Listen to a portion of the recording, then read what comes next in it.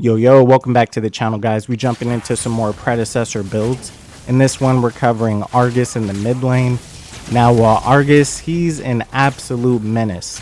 So if you like a pure mage, lane clear, stuns, a lot of crowd control, a lot of CC on him, this definitely might be the character for you. Now, when it comes to the mid lane, there's a couple different characters that you can pick. You can go Countess, you can go Gideon, you can go Argus, you can go Bellica. But I think just solely for lane clear, playing mage, just CC, and even being able to just do that raw input of damage, I think Argus is definitely the way to go. Right now, he's in my top 3 heroes in the game to play. I love him a lot, and I definitely think you guys will like this build. We're going to be going with a full damage output build. Now, since he does a lot of slows, a lot of CC, doing like a immobilization slow type of build wouldn't be too bad on him as well. But just for starters, we're going to go into just raw damage output.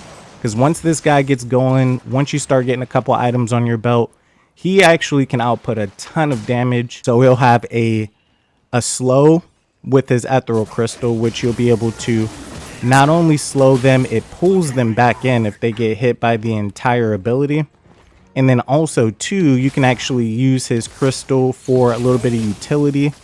So if you throw that on yourself or on an ally, it actually knocks them up on top of the crystal. So if you're getting ganked, if you're trying to get a high ground, or if you're just flat out trying to like block paths, if you're trying to stop someone from running, you could throw that crystal down, pull him back, and it definitely kind of helps that way. Also, he has his raw stun, just his regular stun ball, which is really good. So if you can pair those two together, stun ball into the crystal, you can keep a person standing there for, I would say maybe like 2 to 3 seconds.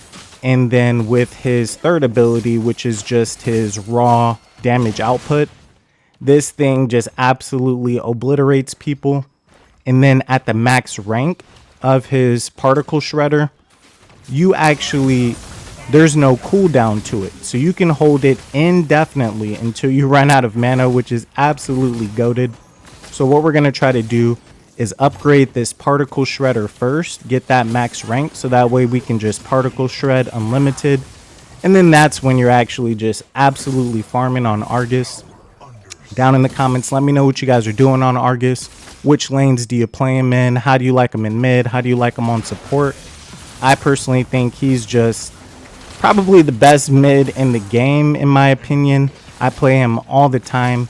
He's really good for just holding down the lane clear, and then he's also really good for ganking with the stuns. Now, jumping into his breakdown. So Argus, he does just raw ability power. You don't want to really do too many basic attacks on him. So everything that he does is going to stack. So, you're going to throw the stun ball into the crystal. You're going to wait for the crystal to pull him back. And then you're just going to particle shred them into oblivion. And then if they do end up running, his ultimate is I would pretty much say it is a Murdoch ultimate. So ultimately what'll happen is you'll be standing still. You'll get 3 shots in a long range sniper rifle. And you'll be able to hit them up to, I believe it's 300 meters away. Now, Murdoch's, his sniper actually goes across the entire map, which we are going to be covering Murdoch as well. So make sure you guys hit that like button, hit that sub button so you guys can see all the new videos coming out. But yeah, ultimately with Argus, pretty much what you'll want to do is farm the stun, farm the crystal, and then you'll just use that good old particle shredder and obliterate anybody else. I think at long range he's really good because his stun ball actually has a whole lot of range. So if you jump and throw the ball, you can hit people that are camping in the back of tower. You can hit people on the back line that are just standing back there trying to poke. So I definitely think he's really good for just kind of closing in on characters. Now, as far as the crest, you can go with the obelisk, you can go with the soul bearer, you can go with the crown. It's kind of up to you. Sometimes I do get that stasis, if I'm on a character that doesn't necessarily have movement. But most of the time I just go with the crown so we can get that magical life steal. Jumping into the items, I really like the Caustica on him. because you're going to ignore 40% of magical armor. So with that particle shredder, you'll be able to mow people down instantly. Then we're going into the Wraith Leggings, which is going to give us that magical penetration. It's going to give us more movement speed, and it's going to give us ability haste. Then we're going into Megacosm. That's going to give us our ability damage per life. So the more life they have, the more damage that you do. And this is really, really good against full life enemies, tankier enemies, enemies with a long life bar like an off lane. And then we're going to go into damage amplification. So you can get that Oblivion Crown. You can get that World Breakers. Now, if you get some real early game kills, you know, you get a gank off, you get a double kill, you get 3 kills before about the 10-minute mark, I would just go all out, you know, go straight damage amplification, get that Megacosm, and then you're pretty much chilling. Now, in the mid lane, you know, you always want to be looking at the map, because the thing is, when you're playing mid, one of two things is going to happen. You'll either lose your lane, you know, and then there's not really much you can do about ganks anyways, or you'll either win your lane, which gives you an opportunity to run off to the sides, gank, help people win their lane, or it's pretty much just going to be a stalemate.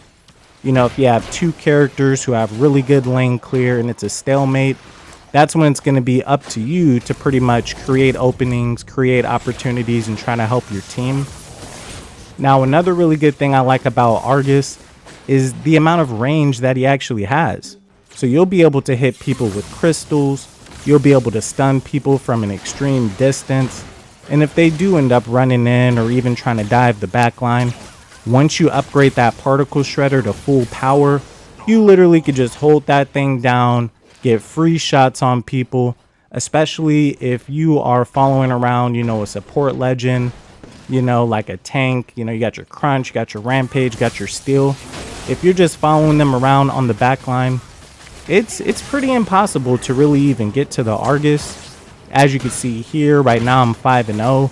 So, you know, once you get fed enough to where you have the gold, you have the items, there's really not much people can do if you're playing this character the correct way.